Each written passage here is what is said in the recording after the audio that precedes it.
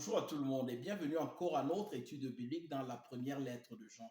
Nous sommes arrivés au terme de cette étude biblique. Aujourd'hui, nous examinerons les derniers versets du chapitre 5, à partir du verset 18, que nous lisons.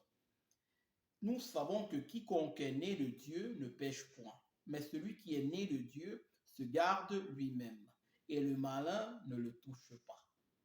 Ici, l'apôtre Jean est en train de mettre en évidence ce que nous disions dans la vidéo précédente. Après avoir parlé d'un péché qui mène à la mort et des péchés qui ne mènent point à la mort, nous avons dit la fois dernière que l'apôtre Jean n'était pas en train de justifier quelque péché que ce soit. Il n'était pas en train de diminuer la gravité d'un péché par rapport à un autre, mais plutôt il était en train de mettre en évidence justement le péché qui conduit à la mort afin justement de mettre en garde les frères et les sœurs de le commettre. Car Dieu avait établi que ce péché-là aurait été puni par la mort physique. Donc, après avoir justement parlé de cela, encore pour confirmer le fait qu'il n'est pas en train de justifier quelque péché que ce soit, au verset 18 justement, il dit « Quiconque est né de Dieu ne pêche point. » Quiconque est né de Dieu ne pêche point. Que veut-il dire par cette phrase? Veut-il dire que tous les enfants de Dieu ne commettent aucun péché? Non, il est en train de parler ici d'une pratique habituelle du péché. Quand il parle ici, ne pêche point, il ne prend pas plaisir dans le péché, ne vit plus dans le péché, n'est plus esclave du péché comme il était auparavant. Donc, quiconque a la vie de Dieu en lui, quiconque est né de nouveau, quiconque dit être enfant de Dieu, ne pratique pas le péché, car l'Esprit de Dieu habite en lui, l'esprit de vie est en lui, a produit et manifeste justement la vie de Dieu. Voilà pourquoi il dit ne pêche point, il ne prend plus plaisir dans le péché. Donc l'apôtre Jean n'est pas en train de justifier le péché comme nous le disions tantôt, mais au contraire, il est en train de mettre en évidence la manière avec laquelle les enfants de Dieu marchent. Donc, il dit, quiconque est né de Dieu ne pratique pas le péché. Et il ajoute, mais celui qui est né de Dieu se garde lui-même. Se garde lui-même. Comment est-ce que celui qui est né de Dieu se garde lui-même? Il veille sur ses pas à cause même de l'action de l'Esprit de Dieu en lui. Donc, il garde la parole de Dieu dans son cœur. Le psalmiste, dans le psaume 119, il dit, « J'ai serré ta parole dans mon cœur pour ne pas pécher contre toi. » Donc, encore une fois ici, ceux qui sont nés de Dieu, ceux qui sont nés de nouveau, ceux qui ont l'Esprit de Dieu, marchent, recherchent et poursuivent la justice de Dieu. Et ils fuient le péché. Ça, c'est la caractéristique des enfants de Dieu. Ils fuient le péché dans lequel ils prenaient plaisir auparavant, lorsqu'ils n'avaient pas encore reçu la vie de Dieu. Donc, c'est une marque, c'est une caractéristique justement incontournable des enfants de Dieu. Donc, si tu veux savoir si tu es né de Dieu, regarde à ta relation avec le péché. Si tu es encore en train de prendre plaisir dans tes voies pécheresses comme auparavant, tu devrais douter de ta nouvelle naissance. Tu devrais douter justement que la vie de Dieu soit manifeste en toi, car l'Esprit de Dieu produit un désir de justice, un désir de sainteté, un désir de repentance continuelle lorsque nous péchons.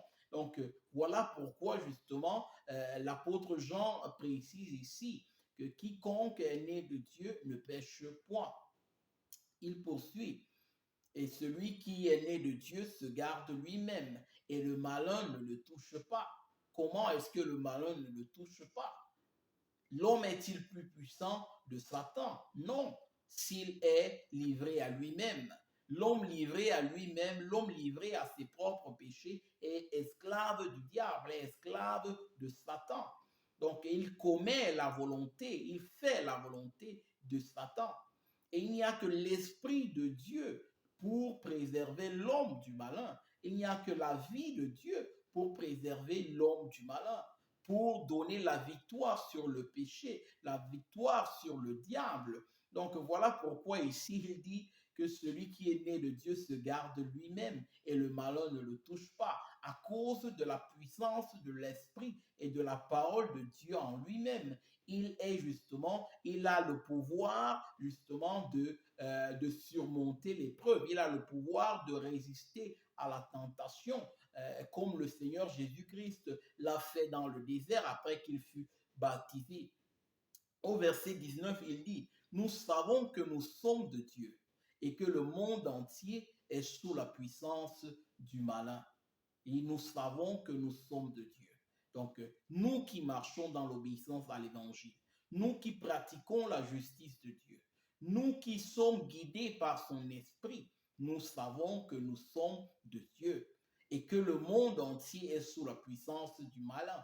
Donc, nous faisions aussi part de ce nombre-là, de ceux qui étaient esclaves de leur péché et esclaves du diable. Donc, tous ceux qui ne marchent pas dans la justice de Dieu sont sous la puissance du malin. La Bible appelle Satan parfois le prince de ce monde, l'artifice de la corruption de ce monde. Donc, encore le séducteur de ce nombre, le serpent antique, le serpent ancien. Donc, encore une fois ici, l'apôtre Jean marque les deux catégories, les deux groupes qui existent dans le monde entier, les enfants de Dieu et les enfants du diable. Ceux qui marchent selon leur corruption encore et ceux qui marchent dans la justice de Dieu. Il y a cette distinction très nette que l'apôtre Jean fait encore, et comme d'ailleurs nous l'avons vu tout au long de cette lettre. Donc c'est un peu comme si justement il nous disait que le monde est divisé en deux catégories de personnes. Ceux qui marchent selon l'Esprit de Dieu, ceux qui marchent selon l'esprit de ce monde, selon Satan. Nous savons que nous sommes de Dieu, car nous marchons dans l'obéissance à Dieu, car nous pratiquons la justice, tandis que le monde entier est sous la puissance du malin. Au verset 20, il dit, nous savons aussi que le Fils de Dieu est venu. Donc encore une fois, nous savons que le Fils de Dieu est venu. Nous savons que Christ a été manifesté. Il a été manifesté pour ôter le péché du monde, pour libérer les esclaves de leur péché afin qu'ils puissent puissent devenir enfants de Dieu, afin qu'ils puissent marcher dans la justice de Dieu, qu'ils puissent être réconciliés avec Dieu, qu'ils puissent devenir justement membres à part entière de sa famille et jouir de la communion éternelle avec Dieu. Et donc Jésus-Christ est venu et ensuite il dit et qu'il nous a donné l'intelligence pour connaître le véritable. Il nous a donné l'intelligence pour connaître le véritable. Qui est le véritable? Pour connaître Dieu. Jésus-Christ est venu révéler Dieu le Père aux hommes. Il est venu rétablir cette relation-là qui a été rompue dans le jardin d'Éden après le péché d'Adam et d'Ève. Donc il est venu, il nous a donné l'intelligence pour connaître le véritable. Et c'est intéressant, par exemple, dans Isaïe, chapitre 11, en nous parlant de l'Esprit de Dieu, on nous parle d'un esprit d'intelligence et de sagesse. Donc, c'est l'Esprit de Dieu qui nous permet de connaître Dieu lui-même. Ensuite, il ajoute, et nous sommes dans le véritable, en son Fils Jésus-Christ. Jésus-Christ est également le véritable. Dieu, le Père, est le véritable. Jésus-Christ, Dieu le Fils, est le véritable.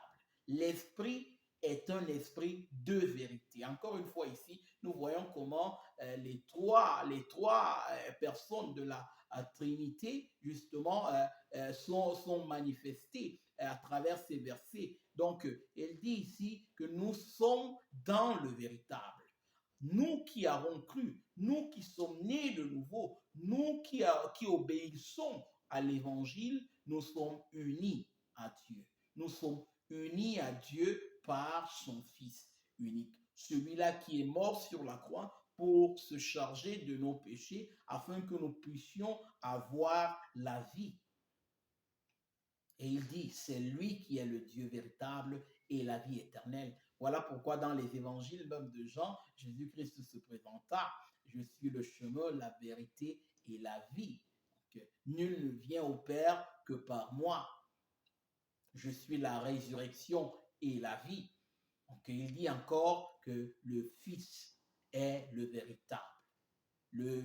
Il est le Dieu véritable. Dieu a pris la forme de l'homme et est venu habiter parmi nous, plein de grâce et de vérité, afin de nous réconcilier avec lui-même.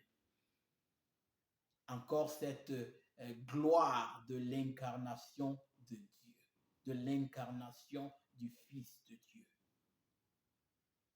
C'est lui qui est le Dieu véritable et la vie éternelle.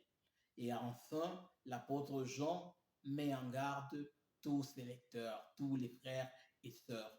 Petits enfants, gardez-vous des idoles. Que sont des idoles? Que sont ces idoles? Tout ce qui n'est pas en accord avec l'enseignement de Christ.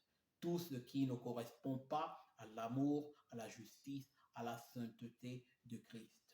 Tout ce qui est un obstacle à la connaissance de Christ, à la marche dans ses sentiers. Tout cela est une idole. Tout cela constitue justement des pierres d'achoppement, des pierres justement de scandale sur la voie de ceux qui cherchent Dieu.